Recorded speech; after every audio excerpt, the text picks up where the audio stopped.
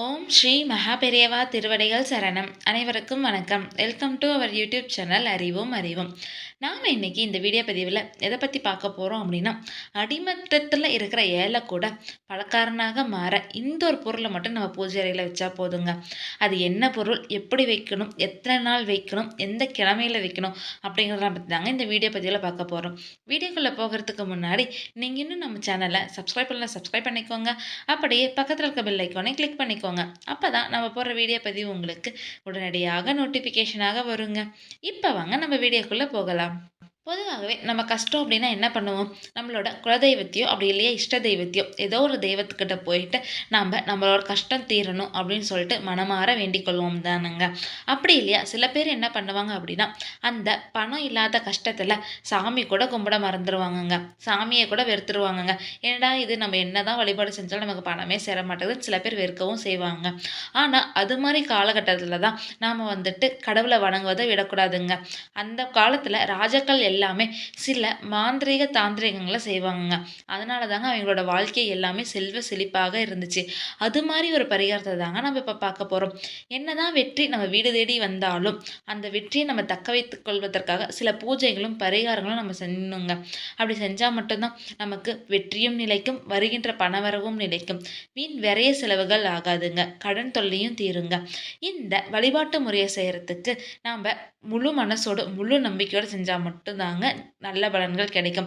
எந்த ஒரு பலனுமே நமக்கு இப்போ இன்னைக்கு இந்த வழிபாடு செய்கிறீங்க, இன்றைக்கே எனக்கு அந்த பலன் கிடைக்கணும் அப்படின்னு நீங்கள் எதிர்பார்க்குறது ரொம்ப தப்புங்க. எந்த ஒரு வழிபாட்டு முறையும் நீங்கள் தொடர்ந்து முழு மனசோடு செஞ்சுட்டு வந்தால் மட்டும்தான் சீக்கிரமாக அது நடக்குங்க. இந்த வழிபாட்டு முறையை செய்கிறதுக்கு உங்களுக்கு தேவையான பொருள் என்னென்னு பார்த்தீங்க அப்படின்னா, ஒரு செம்பு பாத்திரம். அதுவும் செம்பு பாத்திரம் தாங்க வேணும். வேறு எந்த ஒரு உலோக பாத்திரத்தையும் நீங்கள் பயன்படுத்தக்கூடாதுங்க. அப்படி நீங்கள் பயன்படுத்துனீங்க அப்படின்னா உங்களுக்கு அது விரைவில் பலன் கொடுக்காதுங்க.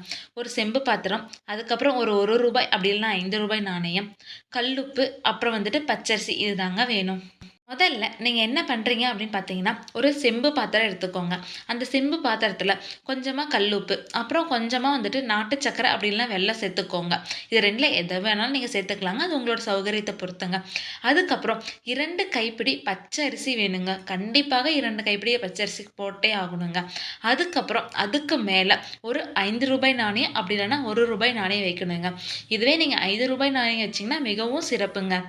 இப்படி நீங்கள் அந்த செம்பு பாத்திரத்தில் வச்ச இந்த பொருட்கள் எல்லாத்தையும் சேர்த்து நீங்கள் என்ன பண்ணணும் அப்படின்னா, உங்கள் வீட்டு பூஜை அறையில் இருக்கிற மகாலட்சுமி தேவி தாயாரோட படத்துக்கு முன்னாடி வைக்கணுங்க.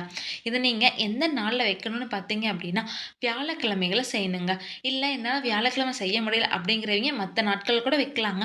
அதே மாதிரி வியாழக்கிழமை வச்சிங்க அப்படின்னா உங்களுக்கு சீக்கிரமாக நல்ல பலன்கள் கிடைக்குங்க. இப்படி வைத்த அந்த செம்பு பாத்திரத்தை உங்கள் பூஜை அறையில் மகாலட்சுமி தேவியாரின் படத்துக்கு முன்னாடி வைத்து 7 நாட்கள் நீங்கள் வழிபாடு செய்யணுங்க. அந்த 7 நாட்களும் நீங்கள் உங்கள் பூஜை அறையில் விளக்கேற்றி வச்சுட்டு அந்த விளக்குக்கு முன்னாடி எனக்கு பணம் சேர வேண்டும், கடன் தொல்லைகள் தீர வேண்டும் அப்படின்னு சொல்லிட்டு நீங்கள் மனசார வேண்டிக்கணுங்க. அதுக்கப்புறம் 7 நாளைக்கு அப்புறம் நீங்கள் என்ன பண்ணணும் அப்படின்னா, அந்த செம்பு பாத்திரத்துக்குள்ளே இருக்க அந்த வெல்லம், பச்சரிசி, உப்புலாம் போட்ட பார்த்தீங்களா, அது எல்லாத்தையும் எடுத்து நீங்கள் காக்கைக்கோ அல்லது குருவிக்கோ நீங்கள் வச்சிடலாங்க. அப்படி 7 நாள் கழித்து மறுபடியும் நீங்கள் உங்கள் பூஜையை சுத்தம் செய்து அந்த செம்பு பாத்திரத்தில் புதிதாக இது எல்லாத்தையும் போட்டு நீங்கள் மறுபடியும் வைத்து வழிபடலாங்க. இப்படி தொடர்ந்து நீங்கள் வழிபாடு செய்கிறது மூலயமா உங்களுக்கு பணவரவு அதிகரிக்கும், கடன் தொல்லைகள் தீரும், உங்களோட எதிரி தொல்லைகள் கூட தீருங்க. உங்களோட குடும்பம் அடுத்த கட்டத்தை நோக்கி முன்னேறுங்க. உங்களுக்கு இந்த வீடியோ பதிவு பிடிச்சிருந்தா லைக் பண்ணுங்கள், ஷேர் பண்ணுங்கள், மறக்காமல் சப்ஸ்கிரைப் பண்ணிடுங்க. உங்களுக்கு தெரிஞ்சவங்களுக்கு இந்த வீடியோ பதிவு உதவுன்னு நினச்சிங்கன்னா அவங்களுக்கும் இதை ஷேர் பண்ணுங்கள்.